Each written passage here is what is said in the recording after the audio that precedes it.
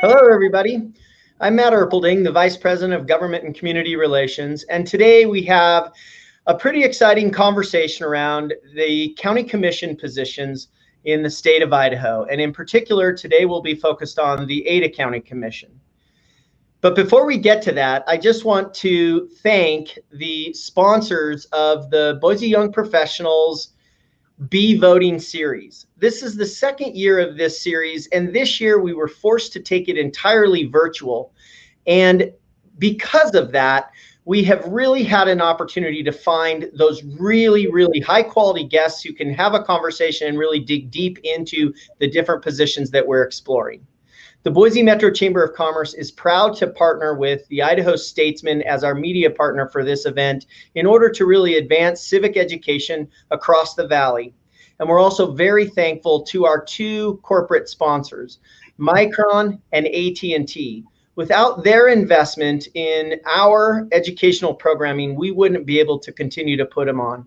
So before we start today, I'd just like to have a brief presentation from AT&T.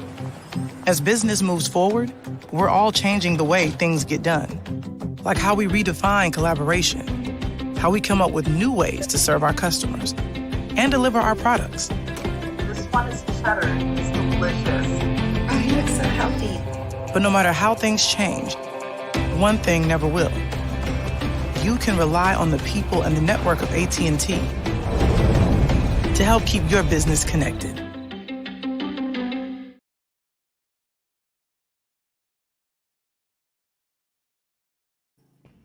And now I'm joined by my partner in this program, Scott McIntosh from the Idaho Statesman. Scott, how are you doing today?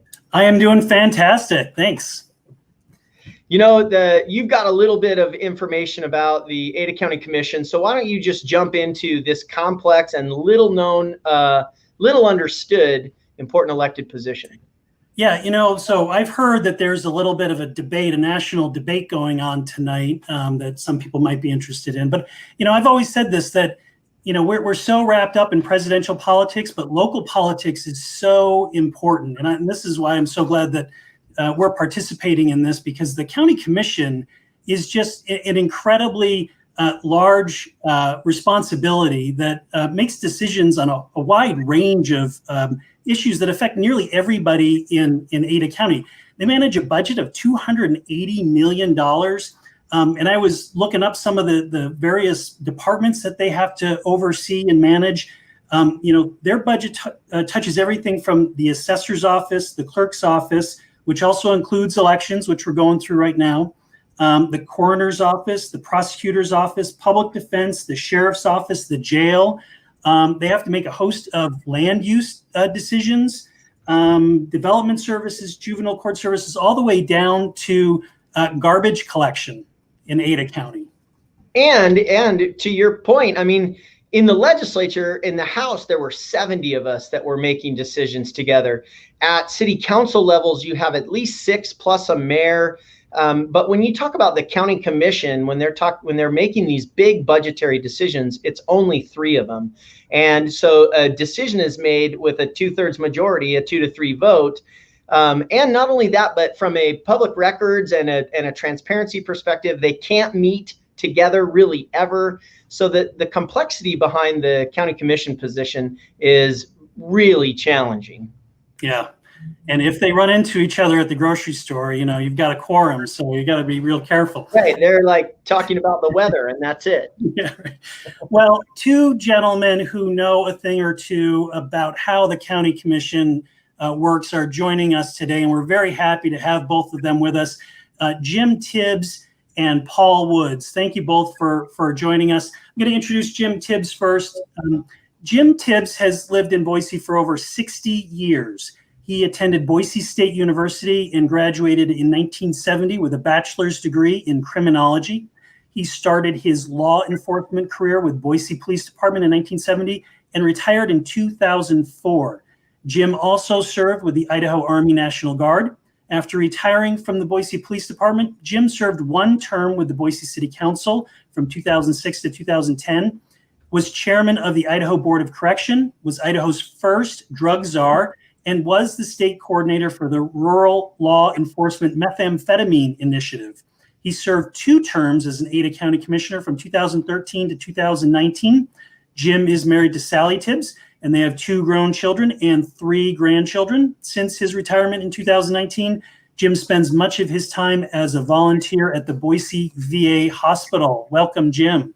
Thank you. And second, we have former Commissioner Paul Woods, who has over 30 years of experience as a private engineering consultant and public service employee. His specialty is assisting organizations with critical initiatives. His public service in the Treasure Valley includes serving as the volunteer finance chair of the 2001 Boise Foothills Open Space Levy Committee, and later serving as the city's open space manager, leveraging the 10 million voter-approved funds into $40 million worth of conservation lands. In his role as environmental manager for the city of Boise, he led the effort to develop the city's Dixie Drain project that created greater environmental benefits to the community while preserving the affordability of the sewer rates to city residents. He served on the boards of the United Way and the Ada Soil and Water Conservation District. Paul holds a bachelor's degree in civil engineering from the University of Wisconsin and a master's degree in public administration from Boise State University. Paul's been elected to 2 different seats. Most recently, he was an ACHD commissioner from 2014 to 18, and previously served 1 term as an Ada County commissioner. Welcome, Paul. It's great to see you all. Thank you. Good to be here. Well, thank you both for joining us. How are you guys holding up under COVID, Jim?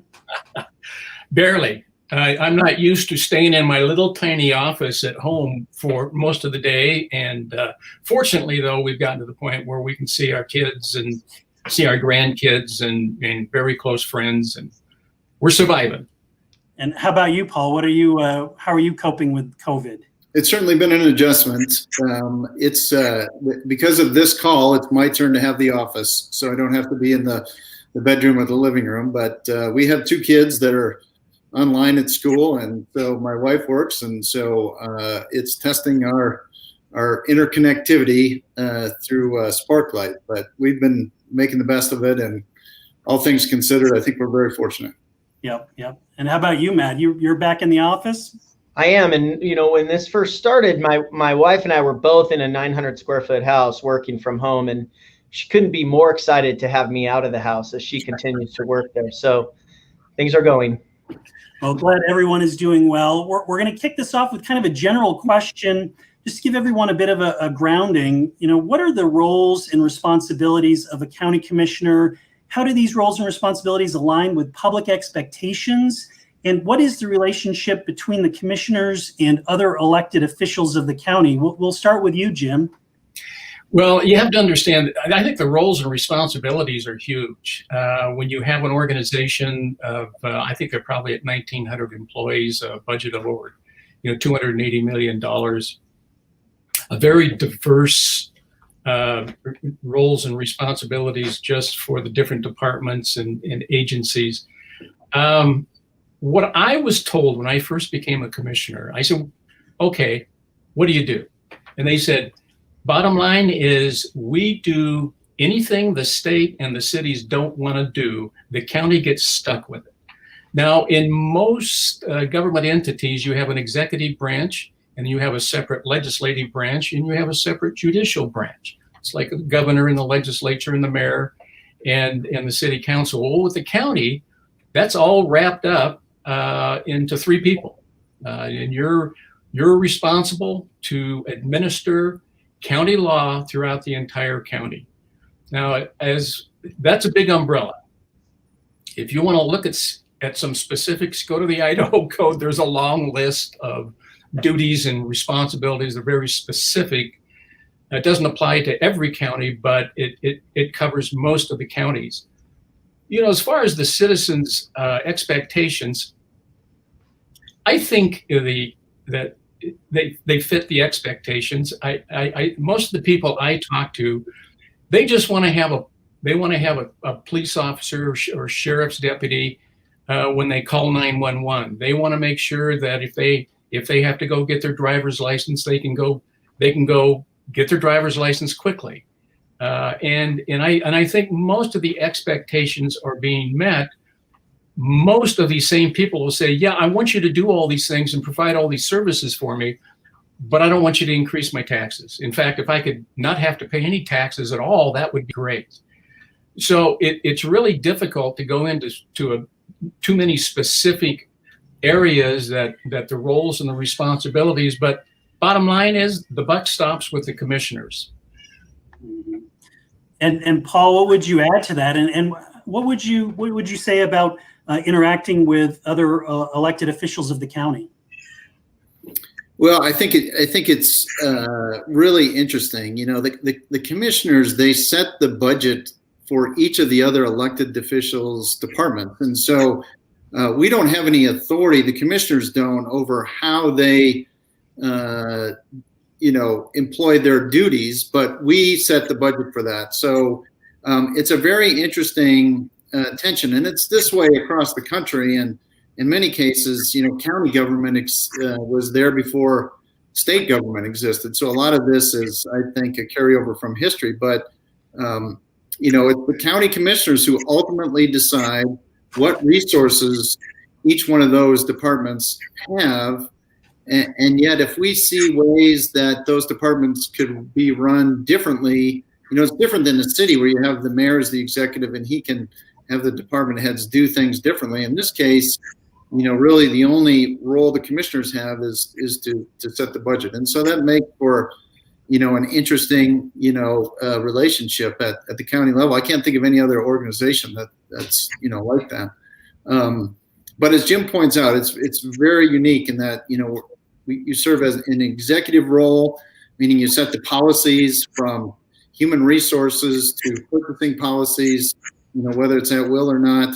You have legislative, decisions where you make ordinances or resolutions, and then judicial, where it's land use or Board of Equalization or indigent decision. So, it's a very interesting role. I don't know that the public, has a great depth of understanding of that, but that's certainly what state code requires commissioners to do. Can I? Yeah, go ahead. Just one thing, very short, just briefly, is that the relationship with the other elected officials, as important as that is, and even the relationship between the three commissioners is extremely important. We didn't always agree. We had some knockdown, drag out arguments before, and even with the other elected officials and department heads, we didn't always agree. In the end, I think we always ended up with a better product because there was disagreement. But it's a real challenge to get everybody on the same page and moving in the same direction. So talking a little bit about the revenue sources, Paul, what are some of the primary revenue sources for funding these county services? And are there other revenue generation resources that you think counties should have to lessen the burden on property taxpayers? Well, this is a question that, I could go on and on and on about. I mean, when you look at the services that are really the core public safety functions of the county, and that's, the sheriff, the jail, the prosecutor, the public defender, juvenile court services, juvenile detention, those are all funded with property tax. The sheriff and the other department heads do a good job of getting federal grant dollars where they can, but those are generally one-time dollars for specific initiatives that, the federal government is always hoping that the county will take over. Those are all funded with property taxes, and I think, the wisdom of that is that, you're required to provide those services by law. There's not really a connection with economic activity and the demand for those. But certainly, that's tough when that's the only source that you have and you have to go to. That's a challenge. You have other enterprise funds, the landfill, for instance, that's entirely funded by fees, at the dump. You've got, EMS recovers part of its funds through fees for services. And so the total budget oftentimes grows because you've got both enterprise and property tax fund endeavors in there. But, an alternative to property tax funding for those core public safety responsibilities that the state has given the county, it needs to be tied to a revenue source that's going to be, stable and predictable. And there's always the idea that, well, we can get sales tax, and there is some sales tax revenue sharing, from the state. But as that goes up and down, and yet the responsibility burden, stays pretty consistent or is consistently growing, there's a real challenge with that. So, I get how people, hate property tax, but it's nexus to these core essential functions in the community is just something that's been around forever, and it's really hard to come up with an alternative to that. Yeah. And as far as I know, there's no state in the country has really figured out an effective way to get around that. So we're not alone in that challenge. Jim, I'll start with you. This question is for both of you, because the complexities of the Ada County Commission and county commissions in general is something that we really want to draw out through this conversation. And so what are a couple of the roles of the county commissioners that the public is just not aware of? Well, I don't think the public really knows how many boards and commissions that we actually sit on. And it isn't just sitting in the office dealing with specific county issues. You're also out in the community participating as a partner in a collaborative effort and helping them, find solutions to very complex problems. Something that an example would be, one of the commissions, it's an advisory board for the landfill, that one of the big issues that I dealt with when I first started as a commissioner was the Dynamis project. And as a result of that, an advisory board was put together to help the commissioners and help the landfill make critical decisions. I don't think most people know that Ada County is in the electricity business. Barber Dam, which is going to be sold, and I don't think it's gone completely through the process yet, but they sell power to make electricity at Barber Park. The landfill sells. They burn gas, and it creates electricity. It's sold to Idaho Power. The county gets the revenue for that. That's important, but it also has a serious quality of life issue related to it. The smell of a landfill, and it helps mitigate the complaints that you might get from the residents. And so it's just that's just a couple of examples of what the county does that people just don't know about, and the county and the commissioners sit on the board. Thought I turned that off. Well, and the other thing is, you don't like the PURPA project at Barber Dam. You don't even know that exists until it shows up in the news, because the state PUC is threatening to fine the commission for problems with it. Paul, what are some of the things that you thought were interesting that the public doesn't know about? Well, for me, when I was on the commission, I was in the minority. And so as Jim knows, the commissioners get assigned various liaison roles. And so my fellow commissioners did a great job of sticking me with the things that they really didn't want to get involved in. And so I was assigned as the liaison to the Regional Mental Health Board. And the first meeting that I went to, I got off the elevator at Health and Welfare, and the doors open, and there was a TV camera there. And I was asked for my response to the news that Franklin House, which had been a mental health facility that the state and local hospitals had run for 10 years, was going to close. And, I didn't know anything about it. So that was a real good look for me. But, mental health is such a key element of interface between the state and the county. The state's responsible once somebody is committed and put on a hold, but the county's responsible up until that time. Mental health is and we call it behavioral health now, and it should be, but serving on the Regional Mental Health Board, where you've got, 4 counties, Ada County, Valley County, Elmore County, and Boise County, with vastly different resources, vastly different ability to respond. It was and trying to, there's the feeling that there's the great state of Ada, and Ada gets all the resources, and trying to have an appreciation for how more rural counties look at this. But it affects how much you pay as a taxpayer. Indigent care is another one where, the county picks up the tab for necessary medical care, but it didn't have any ability to do preventative care. So an individual who has diabetes who's indigent, we can't pay for insulin, but we could pay for an amputation. It's just, mind-boggling. So I think, those are two examples: indigent services, mental health care, where, there's such a cost to the taxpayer and such a way to help make the system work more efficiently, but it's very, very challenging and requires a lot of different partners. Well, that's every county commissioner I've ever talked to was one of the challenge with the indigent program was you could pay for it once it was ripping the molar out of somebody's mouth because it's become an abscess, but you couldn't do the preventative care that's 10 times cheaper, which was really challenging. But before we get in, because we do want to discuss the whole issue of medical care in the county, how it got stuck in the middle of that whole thing. But before we get there, Jim, would you talk just a little bit about the budget setting process? Now, you mentioned at the beginning, that you set the budgets for other elected officials and the complexity with that, but you don't just set it. Like, there's a budget setting process from start to finish. Can you kind of describe to the public how that works? Sure can.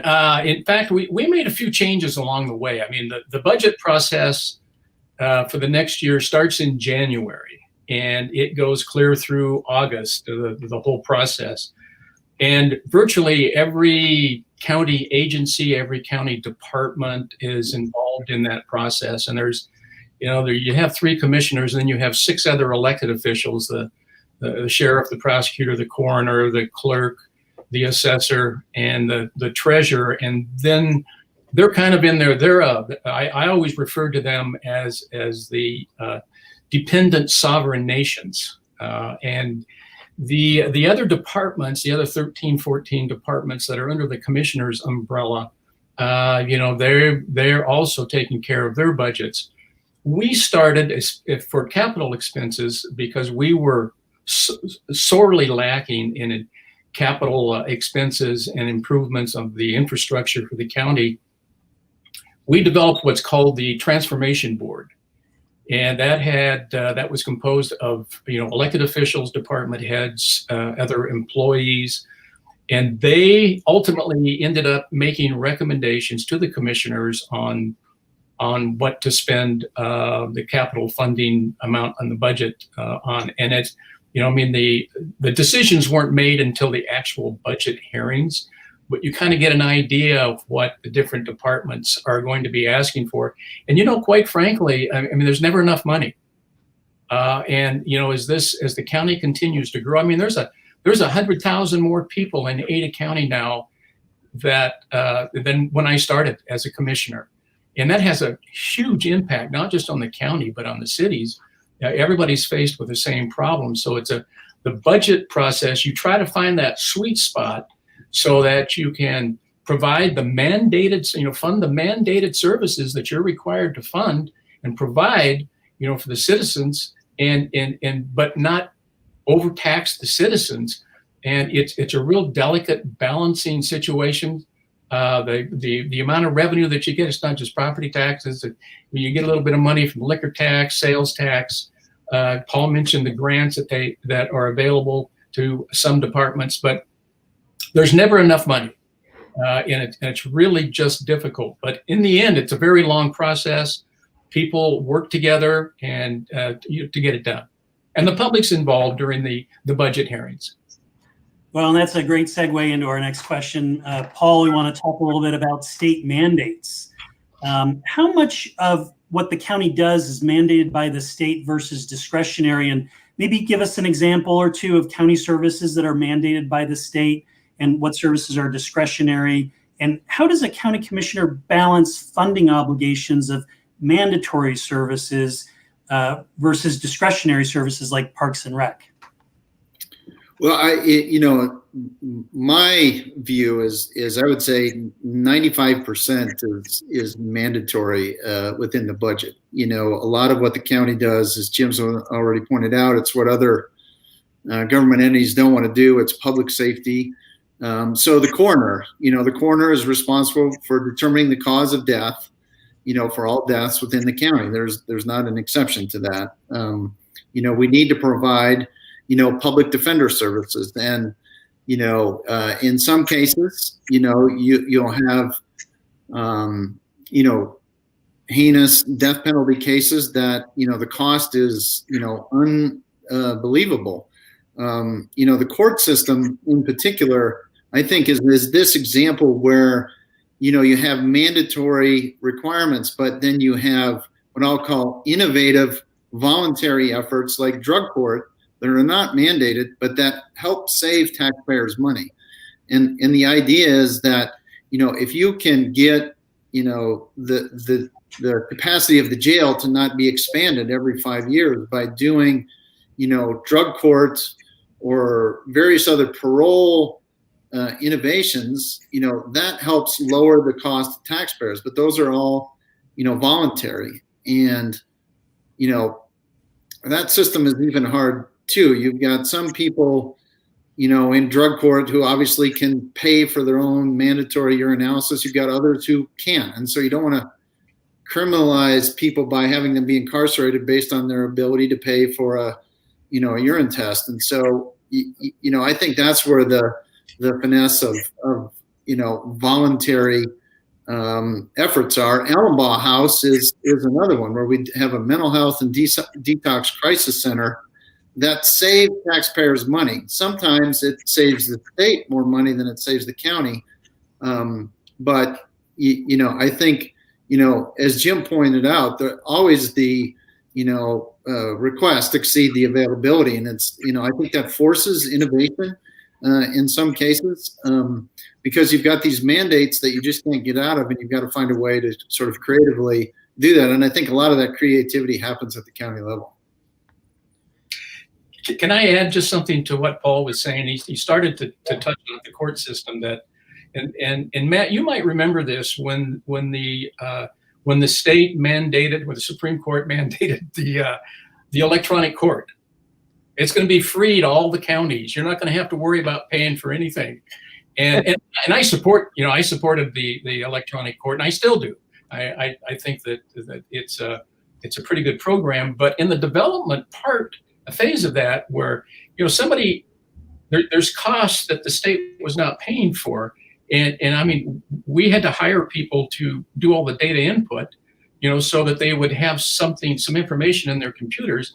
I mean, that's a great concept, but it was supposed to be free to the county. So after Ada County had spent over $1 million, we went to the Supreme Court and said, I don't think we can afford your free program anymore. Can you give us some help?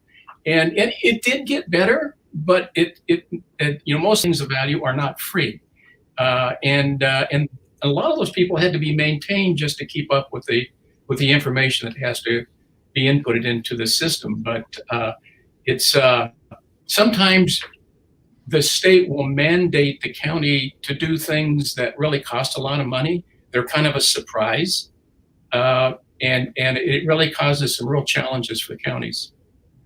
Well, and I don't know that people really see how much of a mediator you are with the magistrate courts as well. I mean, the city of Boise, because of its size, has been paying for their magistrate services from the county for a long time. But you have other cities in the Ada County that are rapidly growing and reaching that same size that have yet to start paying into the magistrate court. So it puts pressure on the entire system in a way that is challenging for the commissioners. We've done 2 of these already. The first one was on Congress and the second one was on the state legislature. And there was a marked decrease in the partisanship as you went from Congress to the state legislature. And from this conversation, there's an even further decrease in the partisanship in that it's such a complex issue that much of this stuff, you can't really put a partisan fling on it. But there still has to be some challenges. So let's start with you, Paul. What was the biggest challenge you had as a county commissioner? Especially because you were a commissioner at a time when the entire state was entering into a massive recession. Well, when I took office, the county had just gone to an at-will employment basis, which the sheriff was really spun up about. The planned communities war between the county and the city was raging. Barber Dam was leaking. And fire and EMS were arguing about whether, fire departments could actually have EMS response. But, I think the biggest challenge for me was, being assigned to the regional mental health board, finding out that this Franklin House facility was going to close, realizing that, the detox center that the mayor was proposing, half of the people in Franklin House or more were co-occurrent with substance abuse issues, and so a detox center really wasn't going to solve that. So it created this opportunity. It was a real challenge. The mayor did not want to have mental health as part of the detox center, but he agreed it could be part of the ongoing funding solution. The state, agreed to it. We fortunately had the College of Western Idaho passed, and that no longer obligated the county to fund community college tuition with liquor tax revenue. And as a result, we created this entity. But it was a challenge I didn't see coming. It was a challenge that I had to learn every day on, and I just feel fortunate that all the parties came together and helped create it. So what was when the Franklin House closed, was that the Allenbaugh House that ultimately came out of that, or what was it when it finally came to fruition? Yeah, I think Franklin House was funded really through the hospitals in the state, when it was serving mental health clients. That facility going away, the interest in the detox center, the realization that, this was a co-occurrent population that needed both services. If the city was just going to do the detox, it was going to miss out on an opportunity. The sheriff was trying to expand the medical unit of the jail, but then of course, you've got to, you're sort of criminalizing that situation, and so it forced me to learn a lot. I mean, I sound like I know a lot now. I knew zero when, that started, but it was, one of many crises, and like I said, there was all that other stuff going on, and my, real interest was to, create the county's first open space plan to try to invest in parks and open space and slow the growth of planned communities. And you always go in with one intention, but I was certainly diverted in another path. But that's what the job requires, and I'm sure Jim would back me up on that. Jim, what was your biggest challenge? Just to comment about what Paul said, all the issues that he was that hit him when he first started. Almost every one of those, they're all fixed now. And so whatever Paul did and the other commissioners at that time, it worked. I know paramedics and firefighters are hugging each other now, and Barber Dam has been sold, and so a lot of those issues, that it takes time. You have to be very patient if you're a county commissioner. Nothing happens overnight. In fact, sometimes it seems to move at the speed of a glacier. But things get done. You got to stay focused and get it done. When I first started, the defining issue in the campaign was the Dynamis project, and there was already during the campaign there were already sides people had chosen the side that they were going to be on. Some people supported it, other people did not. There were, I think, one candidate supported. I think the rest of us, did not support it. But what happened was during the campaign, people would always ask you, because they were so concerned about it, people would always say, well, what are you going to do if you get elected? Are you going to cancel the contract? And I said, look, I don't, based on what I know so far, I do not support the project. But I can't stand here in front of you in all honesty and say, I'm going to cancel the contract, because I don't know what kind of discussions have taken place between the county. A lot of it takes place during executive sessions. There's a lot of information I don't know. I'm going to have to find that out. But I'll tell you that if I am elected, it'll get resolved, and ultimately it did. And the county was able to, cancel the contract. The previous commission had given them a large sum of money. We didn't get it back, but they were going to require the county to pay them more money. We were getting really nothing in return. So we were able to get out of it, and people moved on. The other issue that people didn't talk about during the campaign, that I knew about, and everybody else in the county knew about it as far as county government, is that the commissioners, with the spending that was occurring, the county was going to be basically bankrupt by 2016.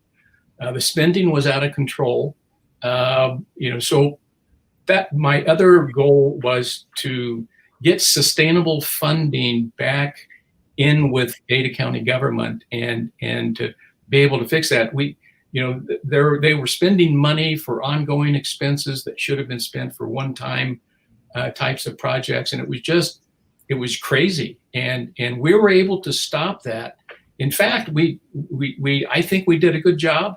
We were able to save some money. In fact, it's being built now. The county partnered with a private organization to acquire parking spaces. And because if you had to go to court, you had any business to do with the county administration building, you had no place to park. And we needed to fix that. So we saved money, and the county's paying for that with cash. There's no increase in taxes. We were able to get the financial situation of the county back in order. And we were all in the county, the department heads, the other elected officials, because it was a group effort. Not one person was solely responsible for it, but it worked out well, and we're very proud of the outcome. Well, and just to provide a little bit of context, because that going back to the Dynamis project, 2012, the Dynamis project was a ill-fated plan to burn all of our trash in order to produce more electricity. And in doing that, and ultimately, the commissioners canceled this contract. Thank you for canceling the contract. But Dynamis could never really explain what they were going to do with the air pollution that was going to cause. And it really frightened a lot of people, particularly inside of the mountain cove that's created by the Boise neighborhoods. Scott. Yeah. Shifting gears a little bit, I want to talk about another area of the budget, critical services that county commissioners are in charge of, in particular issues surrounding medical care. Commissioner Tibbs, what's the commissioner's role with Ada County paramedics and emergency medical services, and talk a little bit about why Medicaid expansion was such an essential issue to counties related to the Indigent Fund? Well, that's a lot in that question. The paramedics, and they're funded by their own levy, and they a great organization, and again, they have a tremendous partnership with the fire departments in Meridian and Boise and the rural fire districts, and it's an amazing thing. But they really do such a good job. We were able to build one new station and remodel a couple of other stations, but they do have their own funding source, and they have a couple of programs that people need to be aware of. One is called Vital Ride, where you can, as an individual, pay $75, and if you have to call 911 for an ambulance, that's what's that's really all you'll have to pay. I mean, if your insurance covers it, fine. If you don't have insurance, that's fine too. It's taken care of. The other, and again, it's a tremendous program. It's called Community Paramedics. They go out. There's teams of paramedics that are trained, and they go out into the community, work a lot with homeless individuals, make sure that they're doing the best that they can to stay healthy, taking their medication. They visit very vulnerable patients to make sure that they're taking their medication and they're okay. It's something that the Ada County paramedics can be very proud of. The Medicaid issue, I was a supporter of Medicaid expansion for the state, because if Medicaid expands, that's should have a positive impact on the county's indigent fund. Right now, the county spends over $10 million a year on the indigent fund. If people were covered by insurance with the Medicaid expansion, then the county wouldn't have to pay that money. There's other pieces that are in the indigent program, such as renter assistance, assistance with paying utilities, even cremation, that is available to folks that are in need. So, if Medicaid expanded, it should save the county money. Was there another part to that question? No, that was it. That you covered. If I could add to what Jim said on the indigent services, my experience with that program was it just really seemed to be a very primitive program, in that we've already talked about, you really couldn't fund preventative care, but there was this set of rules that the state gave as a basis for a county to deny a claim, and one of them was failure to cooperate. And so I can remember, and I don't know if Jim had the same experience, but just hearing after hearing whether or not the county did what it was supposed to do to try to track down the individual, learn about what assets they have or don't have. And it just became this huge fight between the hospitals and the county, over something that really just seemed to be very primitive, and it gave an opportunity for people to sort of game the system by not cooperating. Then the hospitals would just kind of write it off. But it really, to me, it seemed like a system that needed some updating to modern times. Something that Paul makes a really good point. And Paul, I don't know, Paul, what your largest bill was from an individual. In my case, it was a $3 million bill, and the county is only responsible to pay $11,000 of that, and the state's catastrophic health fund picks up the rest of it at the Medicaid rate. Now, if Medicaid was expanded, it not only should save the county money, but it should save the state money, because that's $1.5 million that came out of somebody's pocket. That with if Medicaid was expanded, that it would hopefully cover that. And so I want to talk a little bit about the justice system. And Paul, we're going to switch to you. What are the biggest challenges in funding the county justice system, district court, public defense, the prosecutor's office? And how does the budgeting for justice services impact other county functions? And what are other areas of the budget that are a concern for the county?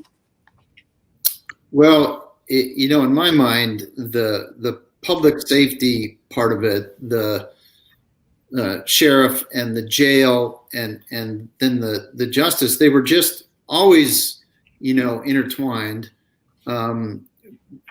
because, how we sentence, how we handle people that are on, parole, has a huge cost implication. And it always seemed to me that, once we settled that part of the budget, then we knew if there was any discretionary money to deal with parks or, other systems. So, in my experience, that was always the core part of the budget setting. And so, as you can imagine, it's hard for a prosecutor to say just how many cases he's going to have in the coming year and how severe those cases are going to be. Like I said, a death penalty case can just upend, a budget due to the complexity, both on the prosecution side and the public defense side. And the same is true of the public defender. How much you're going to budget for that year is always a challenge. And so you've almost always got to build some contingency in for that. And so, then that, drives, what are these innovative ways that we can handle this enormous cost burden? And what you find is a lot of times there would be these opportunities to take federal grant money to be innovative and do these things. But the question was, if I take that grant money this year, it's only guaranteed for a year. And then what am I going to do the next year? And so that always created a real, budgetary challenge. But my experience was, that was always sort of the anchor, decision that got set. And from there, then other budgetary discretionary decisions, could be made because you knew how much was available. But it was a real challenge to try to grapple with that and define what was appropriate for the coming year. Can I add to what Paul was saying? Yeah. One of the reasons why that it's a real challenge to adequately fund the criminal justice system is because who selects the district judges? The state does. Who selects the magistrates? It's the magistrate commission. The state, their only funding obligation is to pay for the judges, pay their salaries, and the counties pay for everything else. So as has happened a couple of times in recent years, if the Supreme Court approves 3 new judges for the fourth district, Ada County, and they're housed in the Ada County courthouse, there has to be judges' chambers, there have to be clerks, there have to be, for every judge, there's additional prosecutors, public defenders, more clerks in the clerk's office. So there's this domino effect that a lot of people, you don't know how bad it's going to hit you until that final decision has been made. It's very expensive, and basically it's an unfunded mandate. We pay for the paper and the pencils and everything. New courtroom, $1.6 million. I think they're constructing that now, but because they don't have enough courtrooms. But and if I could add one more thing to that I forgot. I mean, the state also is the one who understands who set the fines and forfeiture distribution formula, right? And so, if we want to make the system pay for itself, you would increase the fine and forfeiture program. But then now you're sort of got a system of people that can pay and can't pay. But there needs to be a robust debate every year whether or not the fines and forfeitures are set at the right rate to help offset the burden on property taxpayers. And with all due respect, I don't see that not happening enough in the legislature. I'm no longer there, so I can't comment on that. But we got about 2 more questions, and then we'll get to one last one. Jim, you spoke to this fairly eloquently, but growth is the big issue in the Valley here. Right. And so do the counties actually have the tools available to them? Have state policymakers given them the tools available to them to be able to deal with rapid growth? I don't think so. I don't think we have enough. We don't have enough funding options to consider. Again, as Paul mentioned, that the county, most of the county funding comes from property tax. I know my property taxes went up 60% this last year, so I'm really concerned about the spending issues. But what happens is there's all this. Would a local option tax help? I don't know, but I think it's something that the citizens should be able to decide on. Number one, the legislature needs to allow local government entities to have their citizens vote on whether they want to tax themselves. The growth issue is also impacted by development fees, impact fees. I don't think the county has enough impact fees. A lot of great developers out there that have, they've had a positive impact on streets and roads and sewer systems and even education. And, they're moving towards that paying their own way. But if you're going to build if a developer is going to build 1,000 homes, it's going to have an impact on traffic and schools and, grocery stores, and it'll impact everything. And so there needs to be a way that growth can pay for itself. Is it going to pay for all of it? No. There's a balance. There's a sweet spot in there somewhere. But right now, counties don't even have the ability to consider local option taxes or a lot of impact fees. So I think that would help. So short answer is I don't think there's enough resources.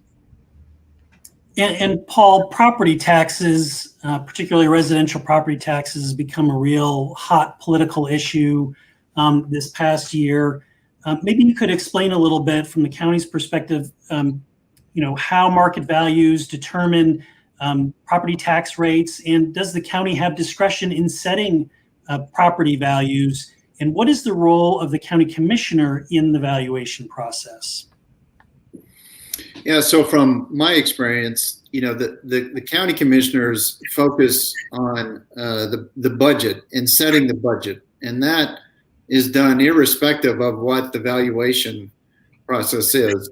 Our process is somewhat disconnected. You don't have a levy that is fixed that goes, collects more money as the valuation doubles. You set the budget, and then people's piece of that budget is determined by their valuation relative to, everybody else. And so the assessor is the one who establishes the value. The county commissioners then sit in judgment of the assessed value. So that's called the Board of Equalization. That's 3 weeks of looking at anyone who wants to appeal what the valuation is. And then if the assessor wants to appeal the determination of the commissioners, then they take that to the state tax commission. So again, the county commissioners sit in a judicial role, reviewing the work of the assessor. But what tilts the balance of how much you end up paying as a residential property taxpayer is how residential property values do relative to other valuation classes, commercial or industrial. And so there's always this argument that, well, we ought to get rid of the personal property tax for commercial property. Well, if you wipe that off of the valuation base, that shift is going to come over to the residential base. Or if you see residential property values increasing at 20%, while commercial is only increasing at 3%, that's going to be a shift to more of the burden to the residential side. But, there was never, I hear the argument that, well, commissioners just want to see the valuation grow up so their budget grows. That's not the case. The two are completely, disconnected. And, obviously, you can increase your budget by 3% plus growth. Growth is just when vacant lots, or former farmland turns into, residential development. I don't ever recall the commission, seriously looking at, let's get more development so we can get more of a factor for growth in the budget. Usually, the demands on services outweigh the amount of revenue you were going to have. So that was my experience. Yeah. And to be clear, the commission is limited in its ability to grow the budget. They grow the budget 3% of the total previous year's budget plus new construction. And as a Board of Equalization, what your role is as commissioners is to really hear the citizens' concern about what the county assessor, another elected position, has done in terms of evaluating and putting a value on that property. Your job is to say, we agree with the citizen or with the assessor. Is that yeah, I mean, when I was a commissioner in 2007, I got to hear 3,084 of these arguments about how my neighbor has granite countertops and I don't, and that siding is peeling, and But that's not how the assessor does it. It's not like an appraisal. It's a gross valuation. But again, we as commissioners can be appealed by the assessor to the state commission. If we overrule the assessor and say, no, your valuation is too high, it should be this, we have to have a legal basis for that. And if we don't, then the assessor will appeal it to the commission and you can be overridden. So it's a completely thankless task. It completely ruins the 4th of July, at least it did for me, right, Jim? Because it's 3 constant weeks of that. But you have to do it. It's part of the job. It's an important part of the job, right? It's a check on the assessor in how he sets the valuation. And I always thought that, the Board of Equalization, if you've ever had anybody remove skin from a limb, or from somewhere on your body, that's a Board of Equalization. It's just very painful to go through. The one thing about the assessors is that the legislature, tax commission, they make the rules for the assessors, and they are required to fall within certain parameters. And if they don't, something bad happens to them. Bob McQuaid would never tell me exactly what that was, but something bad happens to the assessor's office. I don't know if they fine them or what, but they're just obeying the rules. I will say that the Board of Equalization does kind of balance things out a little bit when people appeal their property values. And to be clear, these boards and commissions, you just basically change hats. So it's the same three people doing a different task, gaveling in for a different committee meeting. And so you're often together on totally disparate topics. And we're getting to the end here, but we didn't talk about air quality, which you all are involved in the air quality board. When you have somebody in the community who doesn't have a next of kin or a power of attorney, the commissioners become the power of attorney for that. And so the complexities of the county commission, we could go on and on for 2 more hours here. But I want to ask you, remember, we are so grateful to have a partnership with the Boise Young Professionals, and they're the folks that really envisioned this and helped to bring it to fruition. But if you were talking to a young person who is interested in getting involved or making an impact in the community at the county level, what would you say to someone interested in getting involved? And we'll start with you, Paul. I would say get involved. I mean, there's just, as we've talked about today, there's so many ways that you can help serve the community, help serve local government.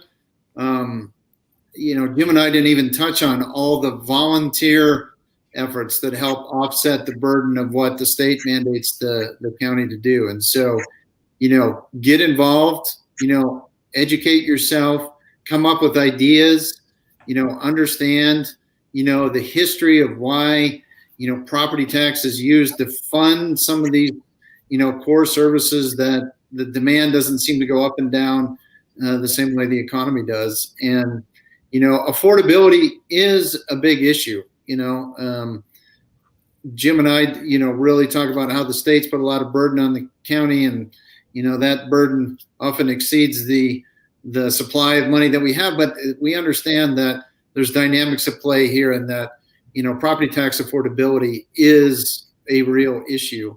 And so how we solve that, how we pay for these services, or how we elect not to have these services in our community, is something that we need people to engage in and have ideas on and participate in. And that's just a great opportunity that we all have in this country, and we all should take advantage of it. Jim. I would say if an individual is passionate about anything, that they should get involved. I agree with Paul 100%. I would say do your homework, do research, find out what's been done, ideas that have been tried and maybe failed. Maybe it's a timing issue. I would also say develop a thick skin, a very thick skin. And I would just offer a suggestion, and most people do this when they testify at a public hearing, or they contact a commissioner. Be civil, be polite, be respectful. You're going to get a lot. I think you'll be received more positively. Work with the commissioners, stay involved. Be an asset. To if it's the mayor and the city council, then it's them, or it's the legislature. Whatever your passion is, be nice, and you'll be much more successful. That's what people always told me, was be nice. Paul, Jim, commissioners, thank you so much for joining us today and trying to unpack what is an extraordinarily complex position that is challenging to understand and challenging to pick apart. Scott, again, it's always a pleasure to partner with you and really focus on questions that we think will help people understand. And it's great to have the Idaho Statesman as our media partner for this. I want to thank Micron and AT&T for continuing to invest in the Boise Metro Chamber of Commerce and our vision of providing high quality educational programming. And last but certainly not least, I want to thank the Boise Young Professionals for having the vision and the interest in civics education and really helping to make this happen. We'll see you next week with, actually, Paul Woods will be back again as an ACHD former commissioner, talking about why it's so important to be involved and understand our highway district. We'll see you all next week.